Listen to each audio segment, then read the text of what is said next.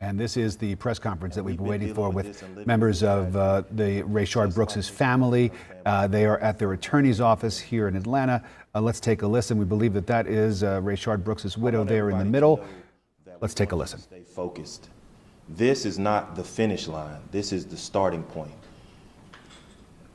Yes, we appreciate and we commend the DA's office for charging these officers appropriately.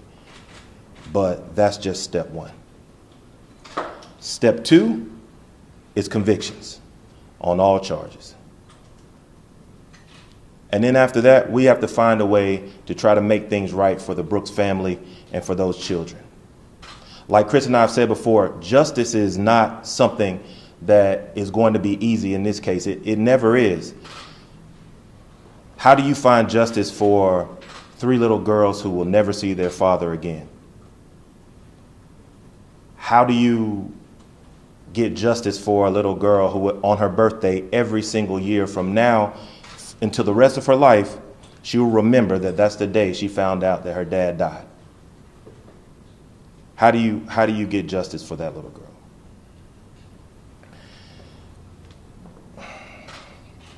Since this happened, I've talked to several people who have said different things about what went on, about what Mr. Brooks should or should not have been doing, about what the officers should or should not have been doing.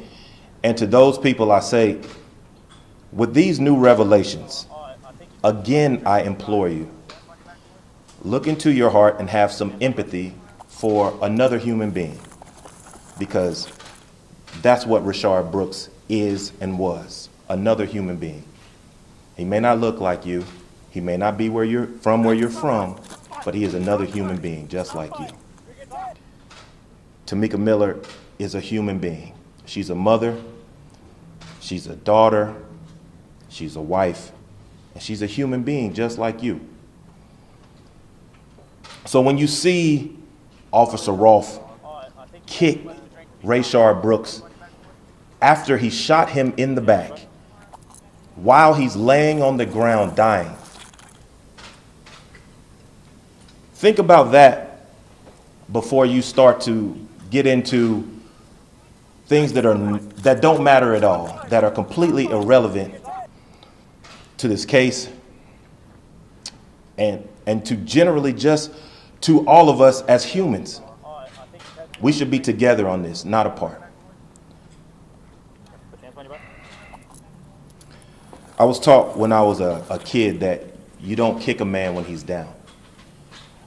I mean, I learned that playing sports. I was taught that that was a kind of an American thing. You know, that is one of our ideals. We don't kick people when they're down. Well, what you saw and what we all saw is one officer standing on a man who was dying, standing on top of him. And then the other officer literally kicking him while he was on the ground dying. Literally kicking him while he's down. What that showed me as I was watching that press conference is this. America is not America for all Americans. And as we come to the July 4th holiday in a couple of weeks, there will be a lot of people celebrating. But there will be just as many people who are not going to feel comfortable celebrating, who will still be in the streets fighting for injustice. So, again, we ask everyone, continue fighting, keep doing your part, and stand with and support this family, because right now they really need you. Thank you. I just want to say thank you, and I just hope that everything falls out how it needs to fall out and these officers are charged. I'm really hurt. Father's Day is coming up, and all I can do is just think about what if my husband was still here. The biggest question is how do we feel about the charges? And there was a lot of them, a lot of charges. This isn't like a celebration or a victory lap of watching these officers get charged. Nobody's happy, nobody's celebrating, because this never should have happened. we shouldn't have to celebrate as African Americans when we get a piece of justice, like today. We shouldn't have to celebrate and parade when an officer is held accountable for actions that we saw and actions that we didn't know about until today. Some people thought that we would be happy and be celebrating and have a fist in the air, but it's more of disappointment that this is the state of policing and this is where we're at. But I saw a lot of hope today. As the district attorney said, this is the first time another officer has decided to be a government witness and testify against another officer. That's what policing is. That's the kind of officers that make these streets safe, that stop instances like this from happening. When you're willing to step up and say that was wrong, even if that's going to risk my career, even if people won't like me and other officers will be angry, that's the reason that I always say not every single officer is out there trying to kill somebody. But we're also not going to play that rhetoric game that y'all saw today of all officers are great. No, we've seen what has happened. It's the same assumption that we don't want officers making about black people, that all people are from the ghetto, that all people are hood, that all of us are up to no good, that you need to search every young black male that you see, which leads to situations like this. It's both assumptions. So are we watching all these policies that directly affect families like this? All these arguments, Democrats versus Republicans, all of this ridiculousness, and they're not starting from step one. How do we actually fix this and not what's best for your political party? Because the things I saw today, we're going to be back here next year. What's the point of national collection of data if the data is flawed? We have handled cases where the internal affairs reports aren't taken properly. So you'll be collecting data that is nonsensical and doesn't hold officers accountable unless you fix the department internal affairs first. But they don't want reality. They want policies and elections. And that's fine, but we'll end up here again. So was this justice today? Not yet. We still don't have a definition for it.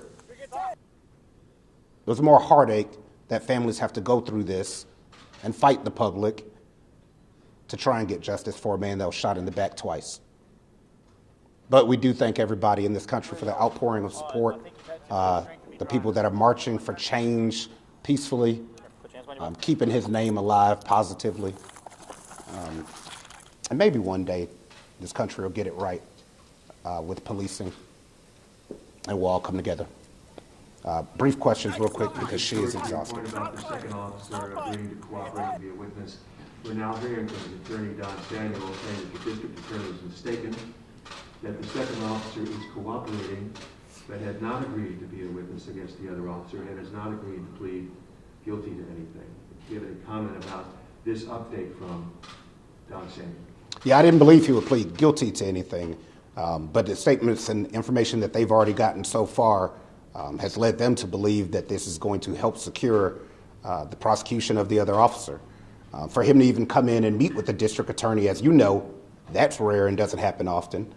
So we look forward to what he has to say and how this will help with the prosecution of the case.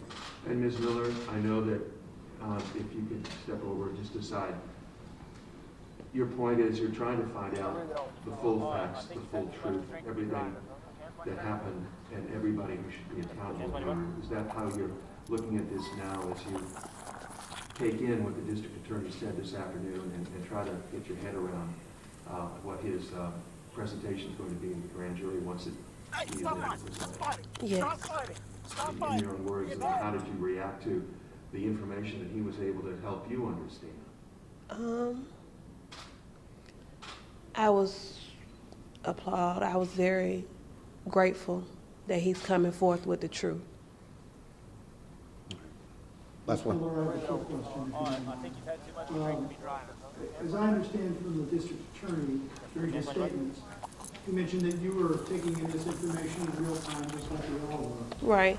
When you heard some of the details, some of the raw, disturbing details about what happened to Rayshard with a more than 2-minute delay to render life-saving aid, kicking him, stepping on him, When you heard those details, I can only imagine what you were feeling.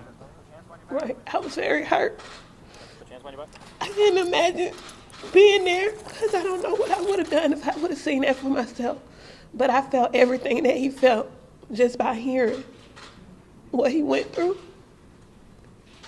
And it hurt. It hurt really bad. Thank you.